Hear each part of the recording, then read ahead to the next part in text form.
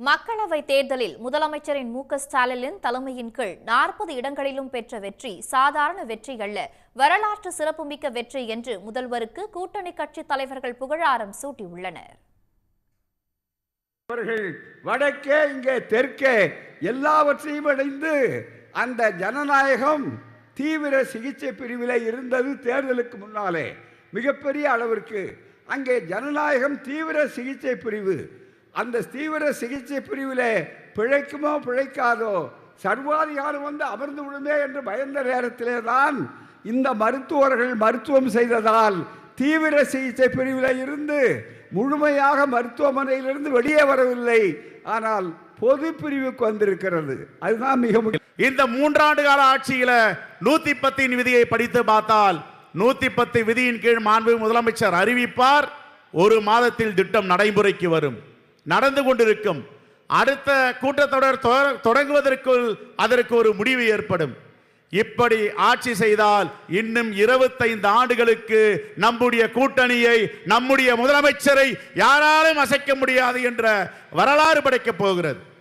அந்த பாரதிய ஜனதாவை தனிமைப்படுத்த வேண்டும், அதற்கு அனைத்து எதிர்க்கட்சிகளையும் ஒருங்கிணைக்க வேண்டும் என்று முத்தமிழறிஞர் கலைஞரின் அரசியல் வாரிசு அண்ணன் தளபதி அவர்கள் இந்தியா முழுவதும் பயணம் செய்து இந்த தலைவர்களை எல்லாம் ஒருங்கிணைத்து இந்தியா கூட்டணியை உருவாக்கினார். ஆகவே நான் மறுபடியும் சொல்லுகிறேன், சோனியா காந்தி அம்மையார், ராகுல் காந்தி போன்றவர்கள் எல்லாம் பங்கேற்கக்கூடிய வகையில் ஒரு மாபெரும் பாராட்டு விழாவை தளபதி அவர்களுக்கு நடத்த வேண்டும். இது சாதாரணமானதல்ல. 40 நமதே, நாடும் நமதே என்று அவர் சொன்னார்.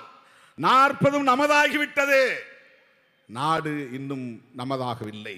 இந்திய நாடு, தமிழ்நாடு ஏற்கனவே நம்மோடு தான் இருக்கிறது. ஆட்சியை கைப்பற்ற வேண்டும், சனாதன சக்திகளை தூக்கி எறிய வேண்டும், அவர்களை வீழ்த்த வேண்டும். அது பாதியிலே நிற்கிறது. இந்த பணியை செய்யக்கூடிய, இதை நிறைவேற்றக்கூடிய, இதை சாதிக்கக்கூடிய ஆற்றல் வாய்ந்த தலைமை அண்ணன் தளபதி அவர்களின் தலைமை.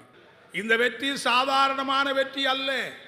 மோடி நாடாளுமன்றத்திலே இனிமே வாலாட்ட முடியாது, நாடாளுமன்றத்திலே நினைத்ததையெல்லாம் நிறைவேற்ற முடியாது, அரசியல் சட்டத்தை திருத்த முடியாது. நான் சொல்லுகிறேன், இந்த வெற்றி என்று சொன்னால் அம்பேத்கர் உருவாக்கிய அரசியல் சாசனம் பாதுகாக்கப்பட்டிருக்கிற ஒரு மகத்தான வெற்றியை இன்றைக்கு இந்தியா பெற்றிருக்கிறது என்பதை நாம் பெருமையோடு சொல்ல வேண்டும். மத கலவரத்தை உண்டாக்கி இந்த நாட்டிலே மக்களை இரத்த ஆறு ஓட வைக்கிற அந்த மதவெறி சக்திகளுக்கு முடிவு கட்டுகிற வெற்றியாக இந்த வெற்றி அமைந்திருக்கிறது என்பதை நாம் இந்த நேரத்திலே பார்க்க வேண்டும். நடந்து முடிந்திருக்கிற நாடாளுமன்ற தேர்தலில் வடக்கே இருந்து ஒருவர் ஒரு முறை அல்ல பல முறை வந்தார்,